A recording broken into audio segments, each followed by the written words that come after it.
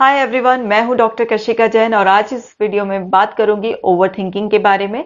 Overthinking दिमाग में पैदा कैसे होती है और किस तरह से हम अपने ओवरथिंकिंग के पैटर्न को ब्रेक कर एक नॉर्मल हैप्पी मेंटल स्टेट को एंजॉय कर सकते हैं।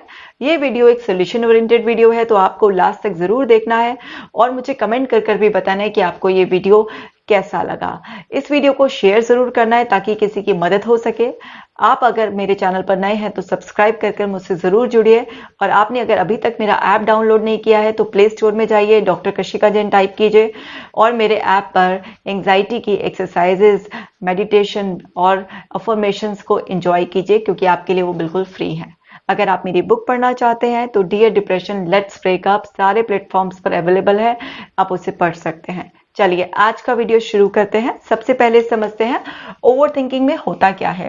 देखिए, अब हमारे सामने सबसे पहले कोई इवेंट, अब इस इवेंट को आप सिचुएशन भी कह सकते हैं, इस इवेंट को आप ट्रिगर भी कह सकते हैं। ऐसा कोई भी ट्रिगर या कोई सिचुएशन हमारे सामने आती है, कोई इवेंट। अब ये सब क्या है, पास्ट से रिलेटेड भी हो सकते हैं, ये प्रेजेंट के भी हो सकते हैं और फ्यूचर से रिलेटेड भी हो सकते हैं। जब भी कोई ऐसा ट्रिगर हमें मिलेगा तो वहां पर थॉट आएगी और ये थॉट कैसी होगी, ऑटोमेटिक थॉट होगी। ऑटोमेटिक थॉट होगी। अब क्योंकि हम बात कर रहे हैं ओवर थिंकिंग की बात, तो कहीं ना कहीं इस थॉट में जो पास्ट बैकग्राउंड होगा, यानी कि जो पास्ट लर्निंग होगी, वो कुछ ना कुछ नेगेटिव होगी। अब ये नेगेटिव होगी तो ये हमारे लिए कुछ भी जो इमोशन पैदा करेगी वो, यानी कि वो सब भी नेगेटिव ही होगा। क्योंकि कोई इंसान जब भी ओवर थिंकिंग करता है तो वहां पर जो उसकी जो ऑटो थॉट होती है, यानी कि इसको हम एक्टिवेटिंग थॉट भी कह सकते हैं, जिसकी वजह से ओवर थिंकिंग पैदा होती है। तो ये हमारी एक्टिवेटिंग थॉट होती है जिसकी वजह से एक्चुअल में ओवर थिंकिंग पैदा होती है, क्योंकि उसके बाद ही फिर कनेक्टिंग थॉट्स आती हैं। अभी समझाती हूँ कैसे। तो ये जो थॉट होती है, हम जानते हैं कि जिस नेचर की हमारी थॉट होती है उसी तरीके का इमोशन ट्रिगर हो जाता है। हम सभी के अंदर बहुत सारे पॉजिटिव नेगेटिव इमोशंस हैं, लेकिन हर वक्त हम उन्हें फील नहीं करते। जैसे हमारे अंदर एंगर भी है, जेलसी भी है, लव भी है, हेट भी है। तो अलग अलग तरीके के इमोशन हैं। हमारी जिस भी क्वालिटी की थॉट होती है वो उसी इमोशन को हिट कर देती है और फिर वैसी ही फीलिंग हमारे अंदर आने लग जाती है और जैसा हम फील करते हैं फिर उसके अकॉर्डिंग हमारा बिहेवियर हो जाता है। तो क्या होता है कि जब एक एक्टिवेटिंग थॉट हमारे दिमाग में आई और उसने हमारे फियर इमोशन को सपोज कीजिए ट्रिगर कर दिया, तो फिर हमारा बिहेवियर क्या हुआ, उस टाइम पर हम उसी इसमें अटक गए हैं और एक लूप में हमारे अंदर थिंकिंग चल रही है। तो जनरली बिहेवियर ओवर थिंकिंग में क्या होता है कि हम उसी इवेंट के बारे में अपना सारा फोकस डाल देते हैं और फिर वहीं पर उसके बारे में ही हम सोचते रहते हैं। हमारे दिमाग में एक के बाद दूसरी, दूसरी के बाद में तीसरी थॉट आती रहती है और फिर हमारा जो बिहेवियर होता है उस टाइम पर उसी थॉट में लॉस्ट हो जाना, तो उसके रिजल्ट की वजह से फिर हमारी नई सिचुएशन पैदा हो जाती है। मैं एक एग्जांपल से समझाती हूँ। जैसे ओवरथिंकिंग देखिए कैसे पैदा होती है। एक लड़की ने अपने बॉयफ्रेंड को कॉल किया। अब ये क्या हो गया, एक इवेंट हो गया। अब यहां पर क्या हुआ कि उसका कॉल नहीं उठा, तो ये एक पूरा इवेंट हो गया कि लड़की का कॉल करना और उसके बॉयफ्रेंड ने उसका कॉल नहीं उठाया। अब क्या हुआ, इस इवेंट की वजह से उसके दिमाग में ऑटोमेटिकली थॉट आया कि ये मुझे इग्नोर कर रहा है। अब देखिए ऑटोमेटिक जो थॉट आया कि ये मुझे इग्नोर कर रहा है।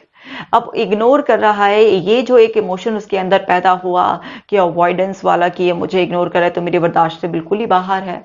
तो उसकी वजह से उसका बिहेवियर क्या रहा, उसने जो गुस्सा फील कर रही थी, जो इग्नोर्ड फील कर रही थी, वो उसकी वजह से उसका बिहेवियर ऐसा रहा कि वो बार बार उसे कॉल करने लगी और उसके दिमाग में ये थॉट चलने लगा कि अगर इसने अभी मेरा फोन नहीं उठाया तो उसका मतलब तो पक्का ये है कि ये मेरे को इग्नोर कर रहा है, और अगर इसने मेरे को इग्नोर कर रहा है तो हो सकता है किसी और लड़की के साथ हो। अब उसके दिमाग में उल्टी उल्टी थॉट्स चलने लग गई हैं, इसलिए ये मुझे इग्नोर कर रहा है, वरना क्यों मुझे इग्नोर करता।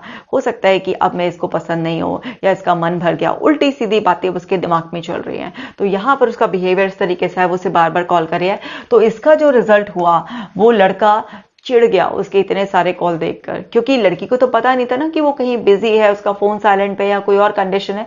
वो बस अपने ही अज्यूम थॉट में बार बार ओवर थिंकिंग का लूप बना रही थी और फिर उसकी वजह से उसका जो बिहेवियर था, उसके रिजल्ट से क्या हुआ कि यहाँ पर रिजल्ट निकला, एक सिचुएशन पैदा हुई कि लड़के ने फोन उठाया और वो एकदम से चिल्लाया कि तुम्हें समझ नहीं आ रहा कि अगर मैं एक बार फोन नहीं उठा रहा हूं तो मैं कहीं बिजी हो सकता हूं, क्यों बार बार कॉल कर रही हो, भी फ्री होकर कॉल करूंगा। तो वहां पर वो चिल्ला दिया। तो अब ये जो नई सिचुएशन पैदा हुई कि वो चिल्ला दिया, तो वहां पर उस लड़की का दिमाग चल पड़ा कि अच्छा अब तो मुझ पर चिल्लाओगे भी, एक तो मेरा फोन नहीं उठा रहे हो और मुझ पर चिल्लाओगे भी, इतनी अकड़, कहाँ थे, किसके साथ थे, ये सब चीजें शुरू हो गई। फिर इसके बाद इसी तरीके से क्या हुआ, थॉट्स, फिर इमोशंस, बिहेवियर, और ये ऐसे ही घूमता रहा, नई नई सिचुएशंस पैदा हो रही हैं और फिर ये सब कुछ चीजें बार बार साइकिल घूम रही है। तो अब क्या हुआ, उसके दिमाग में ओवर थिंकिंग पता नहीं कहां से कहां अज्यूम करे जा रही है, अपने आप ही सोचे जा रही है। तो यहां पर क्या होता है ओवर थिंकिंग में, एक हमारी जो एक्टिवेटिंग थॉट होती है अगर वो शुरुआत में नेगेटिव हो जाए तो उसकी वजह से हमारे अंदर जो इमोशंस फील होते हैं वो भी हमें परेशान करने वाले, रेस्टलेस करने वाले, नेगेटिव कर देते हैं, पूरा बिहेवियर भी हमारा उस टाइम गड़बड़ हो जाता है और फिर उससे जो नई उसके रिजल्ट की वजह से सिचुएशंस पैदा होती हैं वो और वर्स करती चली जाती हैं। मतलब इंसान को जो रियलिटी होती है ओवर थिंकिंग में वो तो पता नहीं होती, उसकी अपनी अजम्पशंस होती हैं। यहाँ पर दिमाग बहुत सारे डिस्टॉर्शंस करता है। अब मैंने कॉग्निटिव डिस्टॉर्शंस की पूरी लिस्ट भी बना रखी है और अपने कई वीडियोस में जिक्र किया है अभी, लेकिन मैं इतना डिटेल में नहीं जाऊंगी कि कौन कौन से डिस्टॉर्शंस होते हैं, वो मैं किसी और वीडियो में बता दूंगी। आगे समझते हैं फिर क्या होता है। अब देखो ओवर थिंकिंग में क्या क्या पॉसिबिलिटी होती है ना एक पर्सन के साथ। मान लीजिए कोई पास्ट का पेन एसोसिएटेड है उसके साथ, तो उस वजह से उसका दिमाग ओवर थिंक करता है। क्योंकि दिमाग ओवर थिंकिंग क्यों करता है, मान लीजिए पास्ट में किसी के साथ ऐसा हुआ हो, अब जैसे यही एग्जाम्पल से मैं समझा रही थी कि उस लड़की का फोन नहीं उठाया उसके बॉयफ्रेंड ने, तो उसके दिमाग में ऐसे चला। सो अब हो सकता है कि पास्ट में उसका कुछ ऐसा पेन भरा एक्सपीरियंस रहा हो जो उसके दिमाग में इस तरह से एसोसिएटेड हो और उसकी वजह से उसके दिमाग में एक्टिवेटिंग जो थॉट, ऑटोमेटिक थॉट ऐसी आ रही थी तो वो वहां से आ रही हो, ऐसा भी हो जाता है। या फिर कोई एसोसिएशन हो, जैसे सपोज कीजिए मान लीजिए कोई एक पर्सन जो है ना, किसी को डॉग ने कभी काट लिया है, उसकी तरफ काटने को दौड़ा, तो उसका माइंड क्या है, एसोसिएट हो गया डॉग से, फियर की तरह से। तो अब वो कभी भी अगर रोड पे कहीं डॉग देखेगा तो उसके दिमाग में डॉग के थोड़े से भी मूवमेंट से ऐसा थॉट आ सकता है कि अब ये कहीं ऐसा ना हो कि मेरी तरफ आ जाए, मुझ पर हमला कर दे, अगर इसने मुझ पर हमला कर दिया तो फिर मुझे 14 इंजेक्शन लगाने पड़ेंगे, बड़ा पेनफुल होगा, कहीं मुझे रेबीज ना हो जाए, ये ना हो जाए, वो ना हो जाए। मतलब उसके दिमाग में बहुत सारे इस तरह से थॉट्स चल सकते हैं। मतलब कोई दिमाग में एसोसिएशन पड़ा हो तो भी ओवर थिंकिंग हो सकती है। या फिर कोई कंफ्यूजन हो, जब हम क्लियर नहीं होते, बिकॉज क्लैरिटी ही तो कॉन्फिडेंस लेकर आती है ना, लेकिन अगर हम किसी सिचुएशन में क्लियर नहीं है, कंफ्यूज्ड है, तो उस टाइम पर भी दिमाग ओवर थिंक करता है, बहुत ज्यादा ओवर थिंकिंग होती है उस टाइम। या फिर इसका रीजन हो सकता है हैबिचुअल थिंकिंग।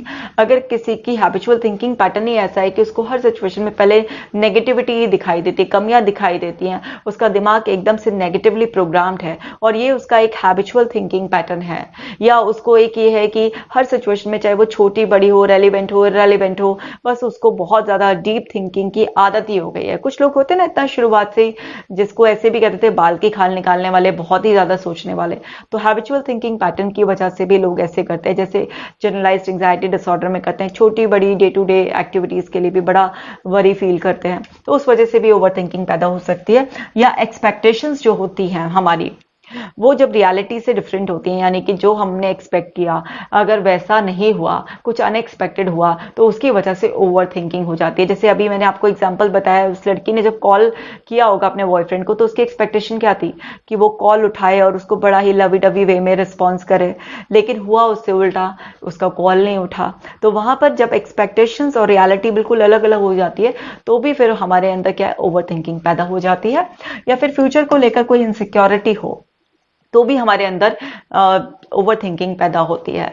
सो अब ये पॉसिबल रीजंस हैं जिसकी वजह से ओवर थिंकिंग पैदा होती है। ओवर थिंकिंग में हमारा दिमाग बहुत सारे डिस्टॉर्शंस करता है, जैसे माइंड रीडिंग करता है, खुद ही एज्यूम करने लग जाता है, या फिर फॉर्चून टेलिंग करता है, कैटास्ट्रॉफिक थिंकिंग होती है, इसमें मैजिकल थिंकिंग होती है, इसमें इमोशनल रीजनिंग होती है। इन सब के बारे में मैंने सेपरेट सेपरेट वीडियोस बनाए हुए, प्लीज आप उन्हें रेफर कर सकते हैं, या फिर मैं किसी और वीडियो में भी थोड़ा डिटेल में बता दूंगी। अभी आगे बढ़ जाते हैं। अब यहाँ पर समझो ओवर थिंकिंग में क्या होता है, एक एक्टिवेटिंग थॉट होती है।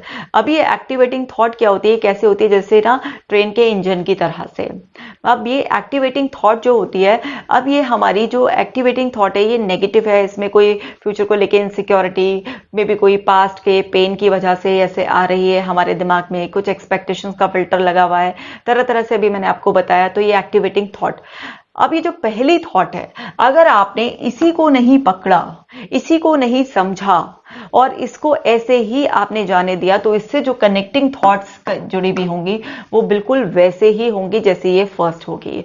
जैसे फॉर एग्जाम्पल मान लीजिए एक सिचुएशन आई कि किसी का एग्जाम है, राइट। अब उसके दिमाग में फर्स्ट थॉट ये आया कि यार ये एग्जाम बहुत मुश्किल है, पता नहीं मुझसे हो पाएगा या नहीं हो पाएगा, ठीक है।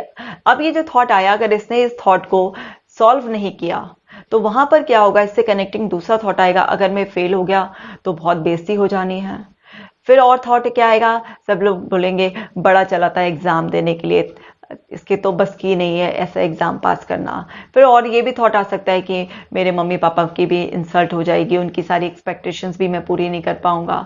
तो इससे रिलेटेड पता नहीं कितने कितने और ख्याल आ सकते हैं उसके दिमाग में, यानी कि फिर क्या होगा, ये उसकी कनेक्टिंग थॉट्स ऐसे पूरा ना, जैसे एक ट्रेन है उसके इंजन में डिब्बे डिब्बे जुड़ते चले जाएंगे। अब एक बात बताइए, एक ट्रेन उसका इंजन अगर सपोज कीजिए मेरठ से कानपुर जा रहा है, तो उसके डिब्बे कहाँ जाएंगे, तो वो भी तो उसके पीछे पीछे जुड़े हुए हैं ना, वो भी तो वहीं कानपुर जाएंगे।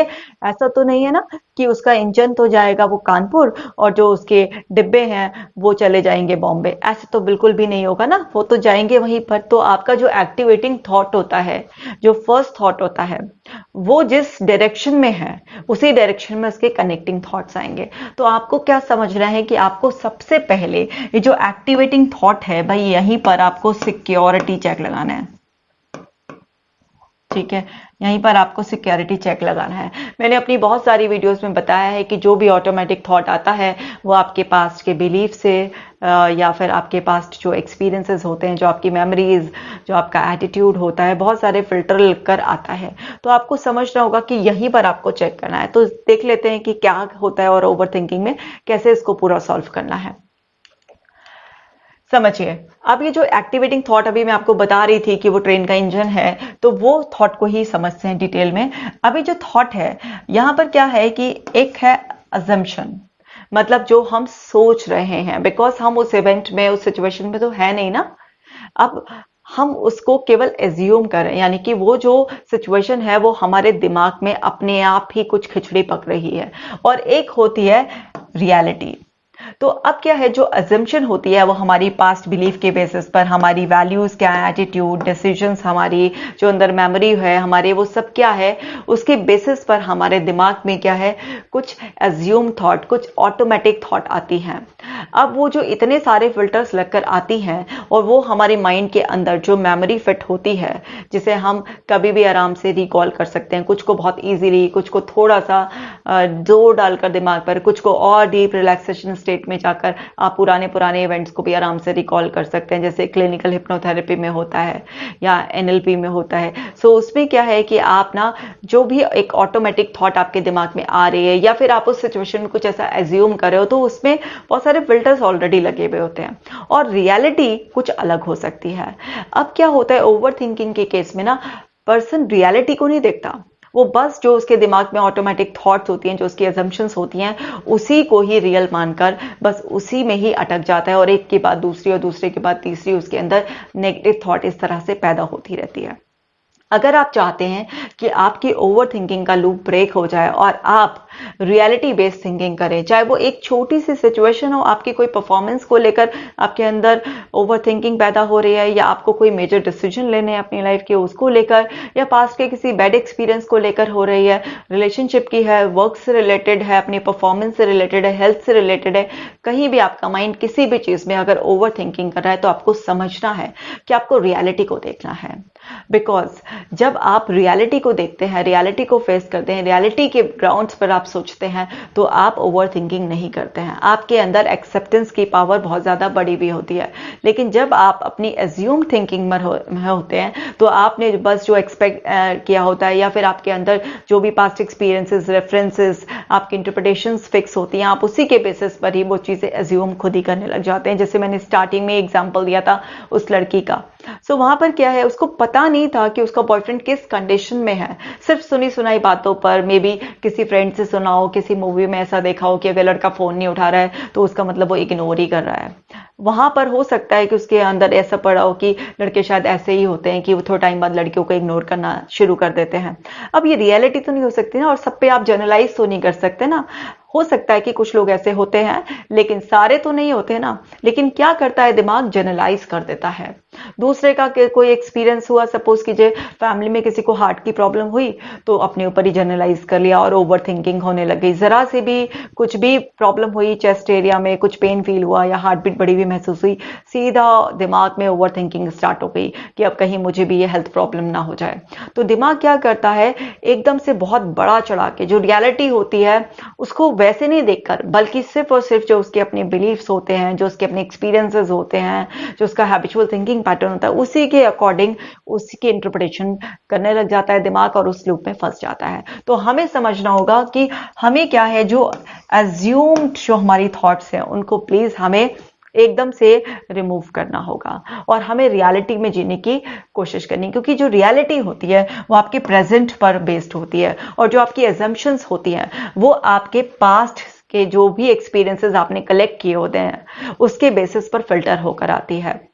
अब जो भी आपने पास्ट में एक बार एक्सपीरियंसेस कलेक्ट किए हैं, जो कुछ भी देखा है, विटनेस किया है, वो क्या है, एक्सटर्नल वर्ड से तो खत्म हो जाता है, लेकिन वो आपके इंटरनल वर्ड में फीड होता है। अब वो इंटरनल वर्ड में जब फीड होता है तो आप उसी के बेसिस पर कर रहे होते हैं। लेकिन जब आप रियलिटी में जीते हैं तो आप प्रेजेंट में जो अपनी सेंसेस से विटनेस कर रहे होते हैं, जो उस इवेंट में एक्चुअल में कंडीशन होती है, तो उसको आप विटनेस कर फिर उसकी ट्रू मीनिंग निकाल कर आप अपने ओवर थिंकिंग को ब्रेक कर आप एक्चुअली एक सोल्यूशन ओरिएंटेड थिंकिंग में आते हैं। क्योंकि जब भी ओवर थिंकिंग होती है हमारे दिमाग में, तो दिमाग जो है वो प्रॉब्लम पे फोकस्ड होता है। तो जब भी हम ओवर थिंकिंग करते हैं तो ये जो अजम्पशन वाली थिंकिंग होती है, ये क्या होती है, ये प्रॉब्लम बेस्ड होती है। मतलब ये प्रॉब्लम को बढ़ाती ही रहती है फिर, और जो रियलिटी होती है वो सोल्यूशन वाली होती है। क्योंकि अगर देखिए, सपोज कीजिए कोई कंडीशन आपके लिए फेवरेबल भी नहीं है, वो कंडीशन खराब भी है, लेकिन फिर भी आपको उसका सोल्यूशन ही तो खोजना है ना। अब ऐसा तो नहीं हो सकता ना कि हर वक्त आपके लिए सिचुएशन फेवरेबल ही होंगी। लेकिन जब आप रियलिटी बेस्ड थिंकिंग करते हैं, रियलिस्टिक थिंकिंग करते हैं, तो वहां पर अगर सिचुएशन कोई आपके लिए फेवरेबल भी नहीं होती है, तब भी आपका माइंड क्या करता है, ओवर थिंकिंग की बजाय वो सोल्यूशंस निकालने में सोचता है। लेकिन अगर आप सिर्फ पास्ट एक्सपीरियंसेस के बेसिस पर ही, या अपनी एजम्पशंस के बेसिस पर ही, या जितने फिल्टर्स लेकर आ रहे हैं उनको इग्नोर करे बिना ही बस थिंकिंग के लूप में फंस जाते हैं, तो वहां पर आपको बिल्कुल ऐसा हो जाता है कि ओवरफ्लो हो रहा होता है ना। अब ओवरफ्लो जब आपके ऊपर हो रहा होता है तो ये एक मेंटल डायरिया जैसा हो जाता है कि जो बिल्कुल थॉट्स का बिल्कुल ओवरफ्लो है और आपकी मेंटल हेल्थ खराब हो गई है। अब आप देखिए कि जब भी हमारे अंदर ओवर थिंकिंग पैदा हो रही है, तो इसका मतलब ये है कि जो इनपुट अंदर हम ले रहे हैं दोबारा से उस सिचुएशन के लिए, तो वहां पर उसी में ही डिफेक्ट है। जैसे अब आपकी फिजिकल हेल्थ नहीं खराब हो जाती, कई बार आप उल्टा सीधा अनहाइजीनिक खा लेते हैं, स्टेल फूड खा लेते हैं, रोड साइड फूड खा लेते हैं, या कुछ और अनहाइजीन हो जाता है उसमें जो आपकी बॉडी को सूट नहीं करता है, तो बॉडी क्या करती है, फिर आपको ना डायरिया के रूप में आउट होता है आपकी बॉडी से। तो ऐसे ही मेंटल डायरिया भी हो जाता है। जब भी कुछ रॉन्ग इन्फॉर्मेशन हम डाल देते हैं, चाहे वो पास्ट से उठाकर डाल दिया, बासी, पास्ट का मतलब क्या है ना, बासी जैसे वो ना कि 2-3 दिन पुराना खाना, तो ऐसे ही कुछ पास्ट के बेकार से एक्सपीरियंसेस जो खराब थे, पेनफुल थे, जो आपको पता भी नहीं कि वो सही थे, आप आगे यूज करने चाहिए नहीं करने चाहिए, आपने उठाकर वही कुछ डाल दिया। मतलब आपने ऐसा जैसे ना कि 2 दिन पुराना बासी खाना अपने अंदर डाल दिया, तो आपका फिजिकल जो हेल्थ है वो खराब हो गई। ऐसे आपने क्या किया, बासी इंफॉर्मेशन जो है ना अपने दिमाग दिमाग में डाल दी तो आपकी मेंटल हेल्थ खराब हो गई और ओवर थिंकिंग हो रही है आपने। तो जो भी आप रियलिटी बेस पर इंफॉर्मेशन नहीं डालते हैं, जो भी कुछ खराब इंफॉर्मेशन डालते हैं, उससे आपकी मेंटल हेल्थ खराब होती है और अंदर ओवर थिंकिंग पैदा होती है। तो आपको समझना है कि आपको अपनी मेंटल हेल्थ को खराब नहीं करना है, बिकॉज जो भी आपके सेंसेस से इनपुट जाता है, जो भी आप देखते हैं, सुनते हैं, पढ़ते हैं, एक्सपीरियंस करते हैं, स्मेल करते हैं, टेस्ट, टच, कुछ भी किसी भी फॉर्म में जो भी इन सेंसेस के थ्रू अंदर जा रहा है, आप नोइंगली और अननोइंगली, वो सब आपके लिए इनपुट है और उसी के बेसिस पर अंदर अंदर जो है ना, वो आपकी मेंटल हेल्थ डिसाइड होती है कि वो कैसी रहेगी। तो कॉन्शियसली अगर हम ध्यान रखें कि जितना ज़्यादा हो अच्छी किताबें पढ़ें, अच्छे लोगों से मिलें, अच्छी पॉजिटिव बातें करें, अच्छे से अच्छी आदतों को अपनाएं, अपने लाइफ को अच्छे से एक्सपीरियंस दें, even adverse situation, unexpected situation में भी जितना पॉजिटिव इनपुट आप अपने आप को देंगे, उतना जल्दी आपकी हेल्थ सुधर जाएगी। मतलब थोड़ा बहुत अगर हेल्थ बिगड़ने को भी होगी तो, लेकिन कहते हैं ना, जैसे फिजिकल हेल्थ सुधारने के लिए आप अपना खान पीन ठीक कर लेते हैं। मान लीजिए आपको कुछ डिस्टर्बेंस हो रहा है, किसी को ना लूज मोशंस लग रहे हैं, तो फिर क्या होता है, हल्का खाओ भाई, थोड़ा सा कम खाओ, उस टाइम पर हेल्थ का ध्यान रखते हैं ना, रेस्ट करो। तो ऐसे ही जब आपका ओवर थिंकिंग, आपका मेंटल डायरिया हो रहा होता है, तो उस टाइम पर क्या होता है कि आप ना सबसे पहले जो इंफॉर्मेशन आपके अंदर बार बार डल रही है, उसको रोकना होता है। अगर आप उसको नहीं रोकेंगे तो फिर क्या है, आपका वो जो ओवर थिंकिंग का जो ओवरफ्लो हो रहा है थॉट्स का, और आपको बहुत ही ज्यादा डिस्टर्ब कर रहा है, तो वो रुकेगा ही नहीं फ्लो। तो सबसे पहले आपको क्या करना है, जो इनपुट आप ले रहे हैं जिसकी वजह से बार बार ओवर थिंकिंग हो रही है, उसको रोकना है। एंड देन जो अंदर अभी गड़बड़ हो गई है, उसके लिए आपको करेक्टिव मेजर लेने हैं। क्या करने हैं, रियलिटी में भाई जो अभी उस सिचुएशन की रियलिटी है उसको देखना है, समझना है। मे बी किसी की फ्रेंड की, मे बी घर में किसी रिलेटिव की, या किसी प्रोफेशनल की हेल्प लेनी है। क्योंकि क्या होता है कि जिस टाइम हमारे ऊपर ये ओवर थिंकिंग हो रही होती है, हमारी मेंटल हेल्थ खराब हुई भी होती है, तो उस टाइम पर हम अपनी केयर नहीं कर पाते। हमें कोई एक ऐसा पर्सन चाहिए होता है जो हमारा फोकस शिफ्ट कर दे कि हम कहाँ पर गलती कर रहे हैं। तो ये आपका काउंसलर, आपका साइकोलॉजिस्ट आपको जो है ना अनबायस्ड, क्योंकि वो ऐसे बिल्कुल आपको रियलिटी दिखा देते हैं, ठीक है, तो वो उनसे भी आप हेल्प ले सकते हो, या घर में अगर कोई ऐसा व्यक्ति है जिस पर आप भरोसा करते हो, आपकी हेल्प कर सकते हो, आप उनकी भी हेल्प ले सकते हो। लेकिन आपको उस ओवर थिंकिंग की आदत को छोड़ना है। ओवर थिंकिंग भी एक्चुअली एक हैबिट है। अब क्या होता है कि उसमें ना एक पर्सन को एक सर्टेन तरीके से बार बार सोचने की आदत पड़ जाती है। तो अब हमें समझना है, क्या समझना है, हमें ओवर थिंकिंग से बचना है, तो हमें क्या करना है, जो इनपुट है उसे क्या करना है, करेक्ट करना है, राइट। अब करेक्ट करना है तो इनपुट को करेक्ट करने के क्या क्या तरीके हो सकते हैं। हो सकता है कि थोड़े टाइम के लिए इनपुट बंद करना पड़े, हो सकता है कि जो इनपुट है उसे चेंज करना पड़े, इस तरीके से भी हम करेक्शन कर सकते हैं, राइट। एंड देन फिर जो अंदर डैमेज हो चुका है उसको हमें क्या करना है, जो ऑलरेडी डैमेज हो चुका है उसको रियलिटी के बेस पर क्या करना है, सॉल्व करना है। अब खुद भी कर सकते हो या किसी की हेल्प भी लेकर कर सकते हो। यानी कि जो थॉट्स हैं उनको क्या करना है, आपको काउंटर पॉजिटिव थॉट से रिप्लेस करना है। मतलब जो आपकी ऑटोमेटिक थॉट थी, खासतौर से एक्टिवेटिंग थॉट को पकड़ लो और उसी को वहीं पर चैलेंज करो, देखो कितने फिल्टर लग कर आ रही है, और उसे अपने माइंड से सॉल्व करो। बिकॉज जैसे होता है ना, एक टीम को में हर इंडिविजुअल पर्सन को कन्विंस करने से अच्छा है पहले बॉस को कन्विंस कर लो, राइट, उनका जो हेड है। तो ऐसे ही जो एक्टिवेटिंग थॉट है पहले उसको ही ठीक कर लो। जैसे ही आपकी एक्टिवेटिंग थॉट ठीक हो जाएगी तो फिर जो उसकी कनेक्टिंग थॉट्स थी वो अपने आप ही वहां पे से डिस्कनेक्ट हो जाएंगी। और इस तरह से आपको अपनी मेंटल हेल्थ को ठीक करना है। और फिर एक नई आदत डेवलप करनी है हमें कि जब भी कोई सिचुएशन आएगी तो हमें रियलिटी बेसिस पर बात करनी है। जैसे उस लड़की का एग्जांपल दिया था कि अगर फोन नहीं उठा तो भाई जब बात होती तो पूछ लेती कि फोन क्यों नहीं उठाता उस टाइम पर, या कुछ भी अगर कहना होता कि इंपॉर्टेंट था, याद आ रही थी, कुछ भी, या फिर एक मैसेज करके पूछ लेना था। इसमें इतना ओवर थिंकिंग करने, अपने आप ही नेगेटिव सोचकर अपना बिहेवियर भी गड़बड़ाया और फिर नई नई सिचुएशन ऐसी पैदा हुई। तो यहाँ पर हमें क्या करना है, रियलिटी, जब भी कुछ कंफ्यूजन पैदा हो रहा हो, किसी भी तरीके का डिस्ट्रेस पैदा हो रहा हो, या कोई भी चीज परेशान कर रही हो, तो उसमें हमें परेशान नहीं रहना है, हमें उसको रियलिटी बेस पर सोचना है, समझना है, दूसरे से क्लियर कर लेना है। लेकिन ओवर थिंकिंग को पैदा होने से रोकना है, क्योंकि ओवर थिंकिंग जब भी पैदा होगी तो वो आपके रॉन्ग इनपुट से पैदा होगी। जब भी आप एज्यूम करेंगे तभी पैदा होगी। तो आपको क्या करना है, एक आदत बनानी है। और साथ ही साथ आपको देखो अपनी लाइफ में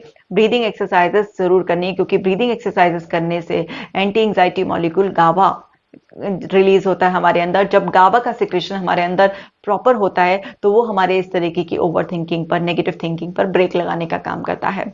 और फिर आप अपनी एक आदत बनाएंगे कि जब भी कोई सिचुएशन जिसमें ओवर थिंकिंग अटैक करने की कोशिश करिए, आप डेलिबरेटली अपने आप को, माइंड को डिसिप्लिन सिखाएंगे कि मेरे को रियलिटी बेस ही उसमें थिंकिंग करनी है, और मेरे को सारे रियलिटी बेस जो एविडेंसेस हैं उन्हीं को, एविडेंस को विटनेस करना है, मानना है। क्योंकि क्या है कि ओवर थिंकिंग का पैटर्न अदरवाइज आपको बहुत ज्यादा ट्रबल करने वाला है। क्योंकि ओवर थिंकिंग क्या कर रहा है, आपका टाइम भी कंज्यूम कर लेगा, आपका कॉन्फिडेंस भी खराब कर देगा, और फिर उसकी वजह से आपके रिलेशन, आपका हेल्थ, वर्क सभी सफर कर जाएंगे। तो आपको ब्रीदिंग एक्सरसाइजेस भी करनी है, साथ के साथ आपको सब चीजों को क्लैरिफाई करने का, यानी कि क्लैरिटी, क्योंकि क्लैरिटी से तो कॉन्फिडेंस आता है, तो वो एक हैबिट डेवलप करनी है। और साथ ही साथ आपको अपने 5 सेंसेस को ट्रेन करना है। जब भी आपको ओवर थिंकिंग परेशान करे तो आप इन 5 सेंसेस को एक्सरसाइज कर सकते हैं। मतलब आप अपनी विजुअल सेंस की एक्सरसाइज कैसे कर सकते हैं कि अपने सराउंडिंग्स को आप जस्ट ऑब्जर्व करें, राइट। अपने ईयर्स को किसी साउंड पर फोकस कर दें, अपनी नोज से कोई अच्छी सी फ्रेग्रेंस स्मेल करें, कुछ अच्छा सा टेस्ट करें। इसी तरह से आप अपनी बॉडी को अच्छी फीलिंग दें, कुछ भी सॉफ्ट कुछ टच करें, नहीं तो सेल्फ हग करें आप। इस सब से क्या होगा, जब आप अपनी सेंसेस को इस तरह से उस मोमेंट में यूज करेंगे तो वहां पर जो आपके दिमाग में ओवर थिंकिंग का पैटर्न था वो ब्रेक हो जाएगा, क्योंकि आपकी जो सेंसेस है ना वो इधर इन्वॉल्व हो गए। और धीरे धीरे अगर आप डेली अपनी सेंसेस को ट्रेनिंग देंगे तो वहां पर क्या होगा कि आपकी सेंसेस इतनी शार्प हो जाएंगी कि आप प्रेजेंट मोमेंट को बहुत आसानी से विटनेस करोगे और प्रेजेंट में रहना ही पसंद करोगे। साथ ही साथ आपको ये भी ध्यान रखना है कि जब भी ओवर थिंकिंग बहुत ज्यादा हो तो आप ना अपनी थॉट्स को ऑब्जर्व करना स्टार्ट करो। क्योंकि ये जो ओवर थिंकिंग होती है ना, जिसे कहते हैं सोचते हैं, हम सोचते नहीं है बेसिकली, अंदर अंदर इंटरनल डायलॉग्स चल रहे होते हैं। जब आप अपनी थॉट्स को नोटिस करना शुरू करते हो तो आपको नोटिस करने के लिए साइलेंट होना पड़ेगा। और जब आप साइलेंट होते हो तो यानी कि जो अंदर अंदर आप बात कर रहे होते हो, जो आपके इंटरनल डायलॉग्स चल रहे होते हैं, तो वो नहीं हो सकते उस टाइम पर। आप ना एक छोटी सी एक्टिविटी ऐसे करके देख सकते हो, जब भी आपका माइंड बहुत ज्यादा चल रहा हो ना, बहुत वो, जस्ट साइलेंस में जाओ और अपनी ब्रीदिंग पैटर्न पर फोकस करो। आप देखोगे कि आपके इंटरनल डायलॉग्स ना बंद हो गए हैं। तो इस तरीके से आपको समझना है कि छोटी छोटी एक्टिविटी कर कर भी, एक्सरसाइज कर कर भी, इस तरीके से, जिस तरीके से मैंने समझाया, इस तरीके से अपना थिंकिंग प्रोसेस बदलकर, एक्टिवेटिंग थॉट को पकड़कर भी आप अपने ओवर थिंकिंग के पैटर्न को ब्रेक कर सकते हो। इसकी और भी बहुत सारी टेक्निक्स हैं, लेकिन आज इस वीडियो में बस इतना ही बताऊंगी। बाकी टेक्निक्स के बारे में मैं और किसी वीडियो में बात करूंगी। तो उम्मीद करती हूँ कि ये वीडियो आपके लिए जरूर हेल्पफुल होगा, और आपको मेरी ऐप पर दी हुई सारी ब्रीदिंग एक्सरसाइजेस को जरूर करना है, क्योंकि वो आपको बहुत ज्यादा रिलैक्स देने वाली हैं। इस वीडियो को अभी शेयर कर दीजिए, कमेंट कर कर मुझे बताइए कि वीडियो कैसा लगा, और आप इसको प्रैक्टिस जरूर करिएगा और मुझे बताइएगा कि ये आपको कितना हेल्प कर रही है और किस तरह से आपकी ओवर थिंकिंग रिड्यूस होकर खत्म हो रही है। अपना ख्याल रखिएगा, मिलती हूँ नेक्स्ट वीडियो में। Take care.